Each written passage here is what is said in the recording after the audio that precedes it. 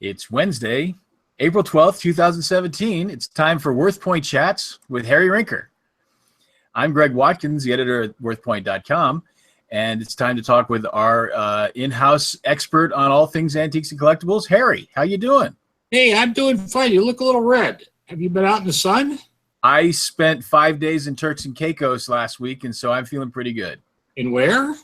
The Turks and Caicos Islands, just north of the Caribbean, east of the Bahamas, and it was nice and warm. It's like apparently. Yeah. So, I can see that. Didn't do too well with the sunscreen either, did you? I did actually pretty well with the sunscreen.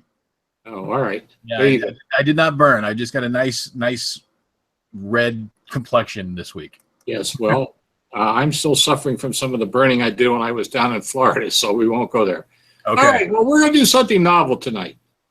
We've been sitting on a lot of images here over these last weeks, and I've been talking a lot. We've been, instead of doing 2 a week like we normally would like to do, we're doing 1 a week. And so I thought maybe what we'll do this week is catch up a little bit. So what we're going to do is just talk about a number of the images that came in, and hopefully it'll take half an hour. Well, knowing me, it might take more than half an hour. It definitely could go on and on. No, okay. But the point of the matter is we've got a number of things. So I want to start off with the armoire that came in from one of our WorthPoint viewers, right? Yes, let me find it. All right, here we go. Okay, now what do we now you sprung this one on me as a surprise, but nothing comes as a surprise to me in this business. Right. Well, what do we know about this? Okay, all that we know about this is that the writer bought it in Florida at auction at a place called Jolly's Auction. Do you know that one? No, but he was probably he sold it. Yes. Okay. So this was, she says, 21 years ago at Jolly's Antiques in Hollywood, Florida. But that's all that we know about it. It's okay. Just we've got 3 pictures. All right. Well, let's keep with this picture for a moment, okay? And the first order of business is that it's in a French style armoire, right? Right. And it looks like it doesn't look dark. It looks like it has a blondish finish to me. Is that right? Yes. Yeah. Now, of course, our viewer didn't bother to give us dimensions, didn't bother to give us any information about what she paid for it or anything like that. So we're pretty well free to talk about it however we want, I'm assuming, right? Yes. So let's take the first rule of authenticating. If it looks new, assume it is, okay? Mm-hmm. And normally, why do armoires exist? They existed historically because there were rooms that didn't have closets in them. And essentially what the armoire was a big, huge closet. Sometimes it sat flat on the ground. Sometimes it had a piece on the bottom that with a pull-out drawer. And in this particular case, it has 3 kind of flat cabriole feet on the thing. Okay, so it's meant to be a closet. Normally, armoires were used in late 19th and early 20th century, albeit you can still go to a store and buy an armoire today. People who buy old homes or whatever still face the problem of not having enough closet space. So what's the first rule of authenticating? If it looks new, assume it is, right? Right. And, if I said, so I have to say to myself, I look at this thing. Well, if this was 100 years old, okay, and again, remember, it's 2017, so 100 is only 1917, okay? Right. So if it's 100 years old or older, where is the wear? And where is the signs of aging? Now, what would I be looking for? First of all, I would be looking for, in terms of aging, some mellowness in the wood. Okay, a patina, some darkening of the wood where the chemicals and dirt in the air got on the piece doing that. Second of all, armoires aren't meant to sit around, they're used. So I would expect to see some damage, some nicks and pings or something on the surface. And if it's got a veneer on it, veneer as it ages cracks. And the surface of this armoire looks pretty slick to me, okay? Yes. So here we go with the old authenticating situation in my world is if the alarm bells start to go off, getting suspicious, right? Yes. So what I'm thinking of, okay, we now know the armoire is 20 years old. No, 21 years old, right? 21, that's when it was purchased, yes. No, she bought it in 1995. 21, right? That, yeah, 95, 96. 95, 96. Right, 95, 96. So, it's already 21 years old, but even so, it still has kind of a newish appearance to it, especially with the woodwork and the veneering, right? Yeah. It's just too good to be true.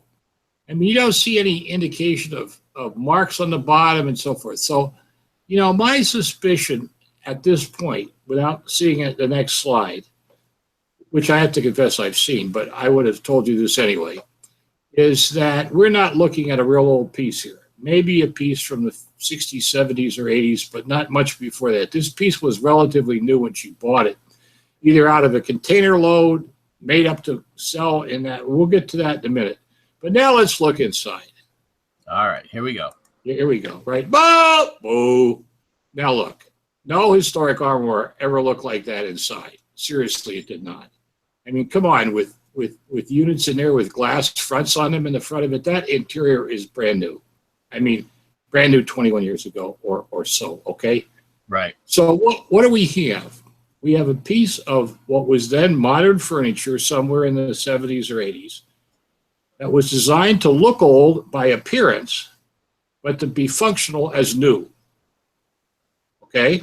Yes. So the thing about it is that you're not going to buy this as an antique armoire.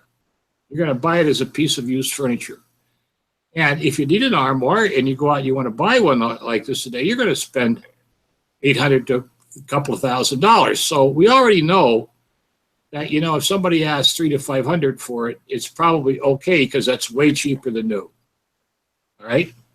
Right. But in honesty, I think what you're really looking at is 300, 400, maybe 5 is pushing it. 750 would make it a tough sell, I think. Now, did you check this out at WorthPoint, by the way? I did not. Now, we can if you'd like to. Well, I mean, it might be, just type in French armoire because it's in a French style. It seems to be interesting to come up here with here. And there's a ton of French armoires, apparently. 6,000. And now, yeah, okay. Now wait a minute. Now I'm going to say something, okay? Yeah. Because it says it's French, and because it says it's an armoire, it does not mean replete. Does not mean that it wasn't made yesterday, right? Correct. Because all it means, all they're saying is and actually what they're saying is it's in a French style. French style. Right, French style. Okay. So she gave no dates with it. Now, I wouldn't do it from the highest to the lowest because those are period pieces that we're looking at there. I know I've seen enough of that type of stuff to know that. So let's try to restructure it a slightly different way. All right, so best match. Good, that's fine. But notice how all those are dark wood? Yes. Which, by the way, is a much more favored wood. It's what is known in the trade, by the way, as brown goods. You've heard the trade brown goods, right? Yeah, well, we talked about it last week. Your friend. Right. Okay. Right. Okay. So now there's one on the side there that looked a little bit more blonde. $560. It's fine, but not as nice as the other one. Okay. What else have we got? Here. Yeah, try that one once. All right. Well, there's no. That's got a little more classic character to it, actually. Yeah, and that one. And that's not period French either, by the way. It says it is, but trust me, it's not. In somebody's imagination, it's French. Imagination plays it. We should talk a whole night about the role imagination plays in our business. Yeah. Look, I still think I'm right in the $400 range, maybe a little bit more if it's in the right thing. Now, let's talk about this because this whole armoire, that's the reason I wanted to start with this one, goes back to what I was talking about when I was in Phoenix. Remember that conversation? Yeah. Right, exactly. And I went to what was called a decorator mall. Mm-hmm. where they import stuff that looks old but is brand new, and the decorators buy it and sell it to their clients and forget to mention that it's new to the clients. The clients get snookered to some degree, figuring they're buying older stuff, but they're really not. They're buying new stuff that looks old. And you would think if somebody opened this thing and saw that type of interior, they'd say, not right. But right. If you see these little shoe drawers, that pull out, sliders. Pull out. Yes, not in the colonial period, not in the 19th century, not in the early 20th. Now, no, that's not true. Some of the old Schiffer robes, you know what a Schiffer robe was?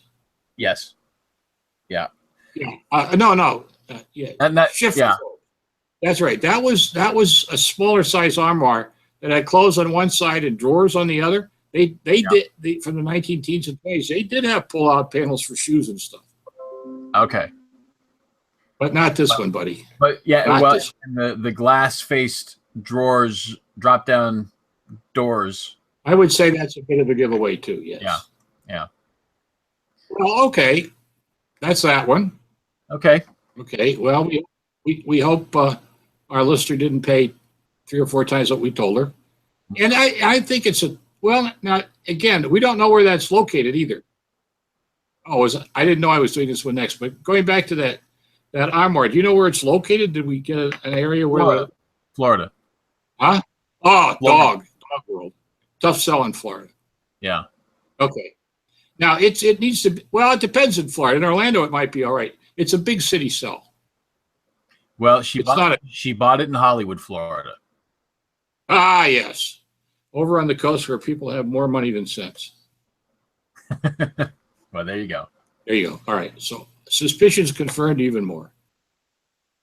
And, all right, and if that antique shop was on Route 1, she really got snookered because you have to be real careful about all the antique shops on Route 1 in Florida. You didn't know that, yeah. Right? All right. Well, this wasn't what I wanted to do second, but we'll do it anyway. This is an interesting piece. It came in, and it is a ear of corn, as you can see, vase of sorts. And if we go, as you scroll down on it, you'll see it has like husks on the side, and it has openings in the husks, right? Yes, the glass sort of looped with. Right. And what happened was the letter said, when I don't take a picture of it, it looks almost totally blue. But when I take a picture of it, the white comes out. Okay, and you say, well, why is that? Okay, look, stay on the white. Notice the white. No, go up a little bit more. Notice how the white gets more intense as it gets to the top. Yes. Why is that? Well, I imagine it's got something to do with the flash of the photography. No, absolutely not. No? No. The Dugan era corn vases have a couple of characteristics, one of which is they were opalescent glass. Now, how do you make opalescent glass? Okay, there's in the glass formula, you put in this, you mix up this stuff, and you put it in the glass formula, right? Okay. And if you put it into the kiln all the way in, it'll turn white. Okay, you pull it out. And you put it back in the kiln again, it'll turn blue. And all the white will disappear. So when you take it out and it's blue, instead of putting it all in the kiln, you put the top part in the kiln. And you draw it out. And as you draw it out, the opalescence gets thicker at the top. And so true opalescent glass goes from the clear glass and shades up into the white opalescent. Got me? I got you. That's kind of cool. I'd never heard about that process. Well, when you look at this, okay, but no, all right, but that's all right. When you look at this, right, you can see that in the flash did bring out the opalescence. That's not that noticeable when the vase is just sitting there, okay? But as you see it there? See how light it is at the bottom, and then it gets darker and darker and darker towards the top? Right. The blue is almost translucent. You can see through it. Yeah. Well, it's clear glass. So okay. What happened is that there were 3 companies that made corn-shaped vases. One was Northwood, one was Dugan, and the other one was L.G. Wright. later. Now, what happened was that there are distinct differences between the three of them that make it very easy to tell them apart. First of all, the Northwood one is really simple because it looks like a tumbler on a base. It's got a round base with what looks like a long extended tumbler, except the tumbler, instead of being plain or fancy, has ears of corns, and it has a squared off flat top, okay? Yeah. So there's no confusing that with this. Now, when L.G. Wright made these things, it copied this mold, all right? However, having said that, there are two key differences. Well, three. One are the colors. L.G. Wright didn't make any opalescent colors, okay? They were all clear colors, okay? That's point number one. Point number two is, you see how this has like that depression at the top of the piece right there? Yep. See that? That the L.G. Wright extended horn vases are cut off at the top. Again, flat. They didn't make any that look like this, okay? Now go down to the husks along the side, okay? That again, because L.G. Wright was making reproductions trying to do it, the area, if you look at the husk, there's like openings as it attaches to the vase. See it? Yes. Okay. They were not there. They were a thin layer of glass in the L.G. Wright vases. So you know this is not an L.G. Wright. Now you have to be a little careful, sneaky SOBs if they are. Some dealers have taken a file and knocked out those blockage to those openings and opening it up and try past the L.G. Wrights as Dugan vases, okay? But they're not opalescent. But, you know, this is one of those things in the trade. You trust your dealer. You trust the seller, right? Yeah. And so as a result of this, you know, the seller tells you one thing, unless you know the whole history of this, right? Yeah. You don't know how to, right. You don't know how to question. Now, this is one of these cases, too, where, boy, back in the 1980s, when I was involved in writing price guides, and in the 90s, opalescent glass was huge. And there were people like Dugan glass and all the rest of these type of things. That market, of course, is tanked big time. Although there is still a demand for these. Now, you have some of these on WorthPoint, I believe, right? That's right. We had 284 that came up under Dugan corn vase. Right. Now, let's take the second one in there, right? Blue opalescent corn vase. No, look, go back. Now, look, this one, notice how it looks almost blue, totally blue. Yes. And you don't see the opal. Where, no, can we get that big picture up there? Okay, you want it back again. Okay. Yeah, come on. Whip that mouse around right. There you go. Now, you see what we're talking about? I can see the opalescence there because I'm trained to look at it, right? Yes. It almost looks just blue, right? But when you put the flash on it, the white just snaps right up, right? And it sold for $44. Now, it books at about $200, all right? But book in reality, prices are a whole nother world. And this is a case where WorthPoint is a sell-through site. And so if you're going to look at this stuff, you got to look through it from a sell-through perspective, all right? So there it is. Let's see if we can find a few more here. Show me what else comes up here on this thing. We'll see if we can find. Well, you know, this sneaky little guys here. I was hoping they were going to sneak one of the L.G. Wright ones in. I'll wait here. Well, so far they all seem to have the openings. The dip on them, yeah, right. Now here's one that's got the top that's not the same. Right. So is this one of the other companies? No, it would be squared off. You do it? Did you? Well, how did you find? Did you type in Dugan ear of corn? Yeah, Dugan corn vase. Type L.G. Wright, WRIGHT ear of corn. L.G. Wright. WRIGHT ear of corn vase. Oh, come on. Why is my? You get all Dugan stuff again. Yeah. There you go. All right, so 35 of these. Okay, yeah. And see it? See how that top looks there? Yeah. Different, right? Right. Now, what happened is, stop right there. No, go back up, go back up, back up. Here is where knowledge is power on the internet. There it says nice Fenton LG Right Blue opalescent corn vase, right? Right. First of all, Fenton didn't make one. Right. And second of all, somebody didn't know what they were looking at, because that's not an LG Wright corn vase, that's a Dugan one. Right. But they looked in there and they got it. And this is where it's so difficult. It's so difficult when you get caught up in these guys up on the net. Seriously. I mean, it's just different. All right. Anyway, enough of that one. We spent some time on that, but the purpose of doing all this is to try to teach people, right? Right. And show them, and not only show them. I mean, this is where the knowledgeable dealers get bargains on the net by looking for mistakes people make. They jump on the mistakes, okay, and then off they go.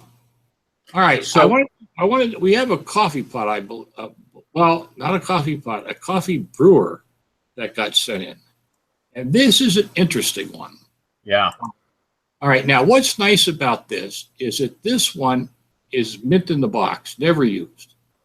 And here you can see it. It looks like it's obviously for coffee. The bottom is marked genuine Farber stainless steel cookware. The top is glass. All right. And if you keep going up, up, higher, you notice it says model 748, 8-cup size. Okay. Well, I took one look at it and I thought, oh, it's a coffee percolator. So did you, actually. Right. Right? Yes. There's only one problem.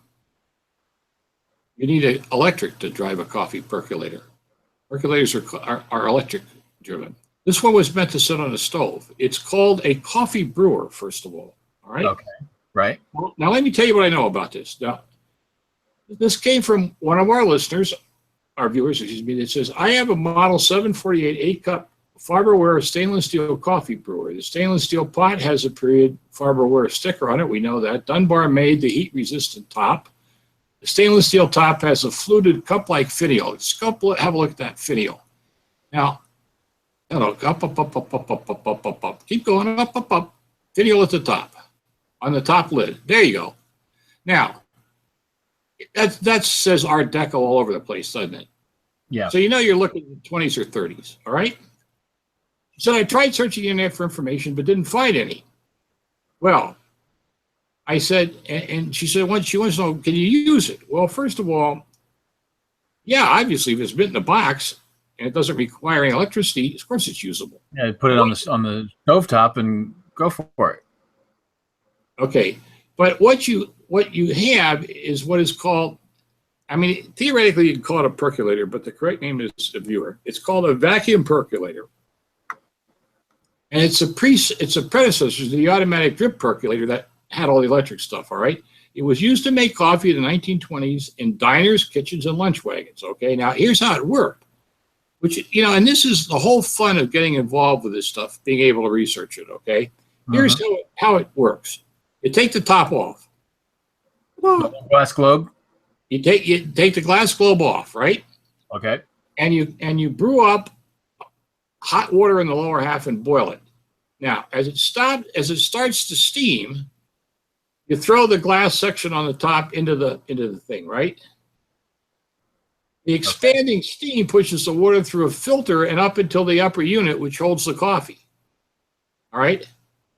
After a minute or so, once it gets all the water to steam up in there, right? This is the vacuum. You take it off the burner, and as it cools down, a vacuum is created. It draws the freshly brewed coffee back through the filter into the lower pot. Then you take the top off, and you have a fresh pot of coffee. Okay. Now, all I can say is that in my research in this, I found numerous reports from restaurant ladies and others who talked about the fact that the coffee got in the top and wouldn't go down to the bottom, which is probably one of the reasons why they sought other alternatives to this. But I couldn't find anything about it either. And these vacuum percolators, are actually coffee brewers, are made by a whole variety of companies: Corey, Corning, Dunbar, Silex, and Farber, and so forth. So I started surfing the internet, and the internet's a great thing because today you can find all kinds of stuff up there. And I found a website called coffeecompanion.com, right? Which is a comprehensive website of coffee brewers. But I went up to the website and it wasn't there. But fortunately, there was a note on how to email the guy who has the website, right? Right. And you know, I'm such a big fan of people today because of the fact that so many people are willing to share what they know, right? So I don't think the email was out for a day that I didn't get a reply back from this gentleman. And let me see here if I can get his name here for a second. I have it on my other screen here.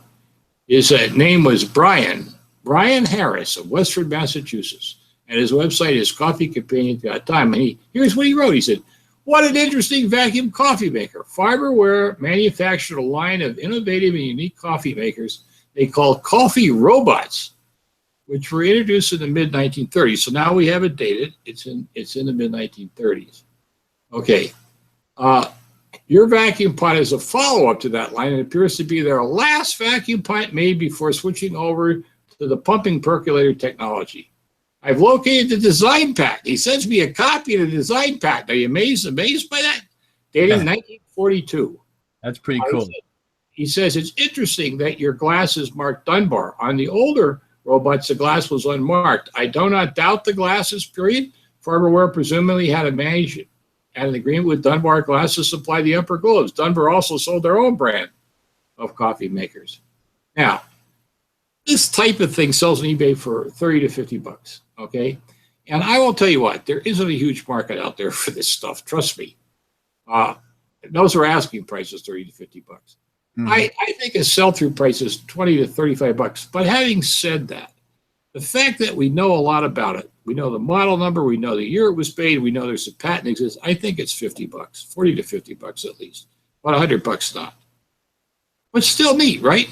And notice how researching this thing took us down a road where we learned all kinds of history about coffee brewing, history about how coffee changed. Now here's what you did. You put in Farberware coffee percolators, and now you have what is called the pumping percolators, right? Yeah. Well, first I put in coffee urn. No, that would not work. And actually I tried brewer first, and none of that came up. No, right, because I don't think people know what to call them that way. Yeah. Right. Now you can find an ultra Farberware robot. There's one. Right. There's a robot. Is different. No, it is, but it's of that same ilk. Right, with the glass globe. There was right. And here's another one. This one was more for maybe a buffet or something because it has go back up there. Come on. Yeah. Where was it? It's right here. You lost it. Here it comes. So this one I think has got a little cap on it. Sold for $50. All right, so that we're in the right book. Yeah, and notice there's no electricity involved in it at all. Same principle. Oh, the top looks almost the same too, doesn't it?